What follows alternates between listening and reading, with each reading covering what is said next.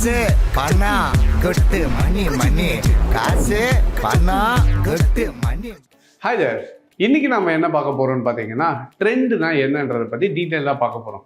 So இந்த பங்குச்சந்தையில் வரும்போது நிறைய பேர் சொல்லுவாங்க, இந்த மாதிரி இன்னைக்கு வந்து மார்க்கெட் நல்ல அப் ட்ரெண்டில் இருக்கு, இந்த மாதிரி மார்க்கெட் டவுன் ட்ரெண்டு ஒன்றுமே இல்லைப்பா, இன்னைக்கு மார்க்கெட் ஒரு பயங்கர சைட்வைஸில் போயிட்டுருக்கு. இப்போ இது ஒரு சாமானிய மக்கள் புதுசாக ஒரு மார்க்கெட்டுக்குள்ளே வரவங்களுக்கு இதை பற்றி என்னன்றது தெரியாதனால அவங்களுக்கு ஏதோ ட்ரெண்டுனா ஏதோ ஒரு பெரிய விஷயம் நினச்சிப்பாங்க. ஸோ அதை தான் வந்து நம்ம சிம்பிளாக இன்றைக்கி புரிஞ்சுக்க போகிறோம். ட்ரெண்டு தான் என்ன, அப் ட்ரெண்ட்னா என்ன, டவுன் ட்ரெண்ட்னா என்ன, சைட்வேஸ்னா என்ன. இப்போ நீ ஒரு மார்க்கெட்டுக்குள்ளே ட்ரேடிங்க்கு வரீங்கன்னா 3 விஷயம் இருக்குது, 3 ட்ரெண்ட் இருக்குது. ட்ரெண்டுன்றது மார்க்கெட் போகக்கூடிய ஒரு வழி. இப்போ ஒரு மார்க்கெட் வந்து மேலே ஏறிட்டு இருக்குன்னு வச்சுக்கோங்களேன். இப்போ இங்கே பாருங்கள், இப்போ ஒரு மார்க்கெட் வந்து மேலே நோக்கி போயிட்டு இருக்குன்னா இதுக்கு பேர் நம்ம என்னன்னு சொல்லுவோம்னா அப் ட்ரெண்டுன்னு சொல்லுவோம். அதே ஒரு மார்க்கெட் வந்து கீழே போயிட்டு இருந்துச்சுன்னா இதுக்கு பேர் நம்ம டவுன் ட்ரெண்டுன்னு சொல்லுவோம். இதுவே ஒரு மார்க்கெட்டு மேலேயும் போல கீழேயும் வரல, ஒரு ரேஞ்சுக்குள்ளேயே போயிட்டு இருக்கு, ஒரு புது ஹையும் போல புது லோவும் போலனா இதுக்கு பேர் என்னன்னு சொல்லுவோம்னா நம்ம சைட்வேஸ்ன்னு சொல்லுவோம். ஸோ இப்போ ஒரு மார்க்கெட்டில் வந்து இதுதான் 3 ட்ரெண்டு. அப்போ இது வந்து அப் ட்ரெண்டுனா பங்குச்சந்தை மேலே போயிட்டு இருக்கு, டவுன் ட்ரெண்டுனா சந்தை வந்து கீழே வந்துட்டு இருக்கு, சைட்வேஸ்னா மார்க்கெட் வந்து ஒரு ஹையும் போகலை ஒரு லோவும் போகலை. இப்போ எப்படின்னா இது வந்து 100 ரூபான்னு வச்சுக்கோங்க, மேலே வந்து 110 ரூபா. இப்போ மார்க்கெட் என்ன வந்து 100 ரூபாயிலேருந்து 110 போகுது, திருப்பி 110லேருந்து 102 வருது, மறுபடியும் 109 போகுது. ஆனால் ஒரு புது உச்சத்தையோ இல்லை ஒரு புது பாட்டமையோ வந்து மார்க்கெட்டால் என்ன பண்ண முடியல, ரீச் பண்ண முடியல. ஸோ இதுதான் வந்து 3 விதமான ட்ரெண்டுன்னு சொல்லுவாங்க. ஸோ இந்த ட்ரெண்டை வச்சு தான் என்ன கண்டுபிடிப்பாங்கன்னா மார்க்கெட் நெக்ஸ்ட் என்ன ஆக போகுது. இப்போ அப் ட்ரெண்டில் இருக்குன்னா நம்ம வந்து வாங்கி வைக்கணும்னு சொல்லுவாங்க. இப்போ கோல்டு வந்து நல்லா ஏற போகுது அப்படின்னு தெரிஞ்சுன்னா என்ன பண்ணுவீங்க, வாங்கி வச்சிருவோம். கரெக்டாக இறங்க போகுதுன்னா சரி வச்சிருக்கிறத பத்திரமா வச்சுப்போம், திருப்பி நல்ல ரேட்டு கீழே வந்தோடனே மறுபடியும் பை பண்ணுவோம்.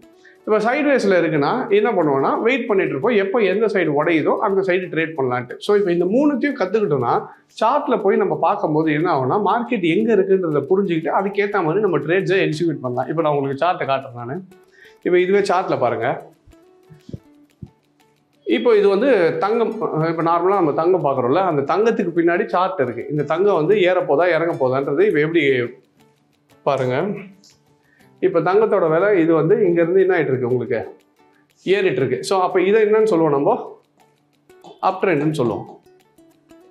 திருப்பி மார்க்கெட் என்ன ஆச்சுன்னு பார்த்தீங்கன்னா இந்த இடமும் பார்த்தீங்கன்னா இது என்ன ஆயிடுச்சு, இதுக்கு மேலேயும் ஏற முடியல, இது கீழே இறங்க முடியல. அப்போ இந்த பீரியட் ஆஃப் டைம் பேர் நம்ம என்னன்னு சொல்லுவோம்னு பார்த்தீங்கன்னா சைட்வேஸ்ன்னு சொல்லுவோம்.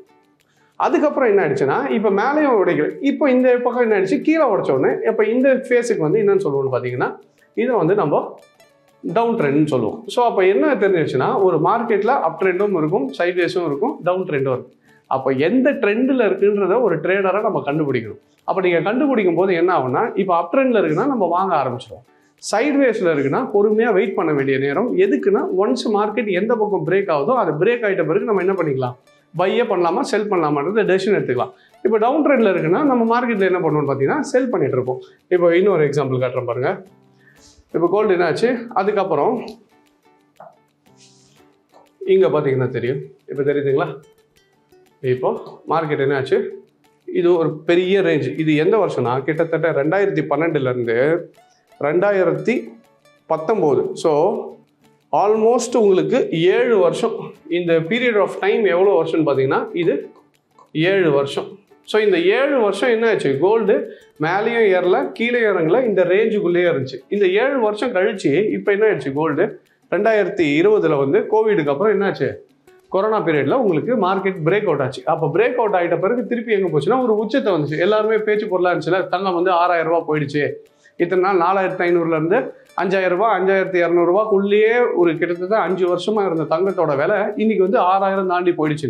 அப்புறமா என்ன ஆயிடுச்சுன்னு பார்த்தீங்கன்னா உங்களுக்கு இந்த 5900 to 6000லேயே ரொம்ப வருஷமாக ட்ராவல் ஆச்சு. எப்போனா 2020லேருந்து 2023 வரைக்கும் உங்களுக்கு கோல்டோட விலை என்ன ஆயிடுச்சு, மறுபடியும் 5500லேருந்து 6000க்குள்ளேயே இருந்துச்சு. திருப்பி ஒரு பூம், மறுபடியும் ட்ரெண்ட் என்ன ஆச்சு, மேலே பிரேக் அவுட் ஆகிடுச்சு. பிரேக் அவுட் ஆகி இப்போ என்ன ஆயிடுச்சு, மறுபடியும் கோல்டு அப் ட்ரெண்ட் ஆகிடுச்சு. ஸோ இப்போ தான் நம்ம என்ன பார்க்குறோம், ஃபஸ்ட்டு டைம் கோல்டோட விலை கிட்டத்தட்ட 6900லேருந்து 7,000 ரூபாய் வரைக்கும் போயிருக்குன்னு பார்த்துருப்போம்.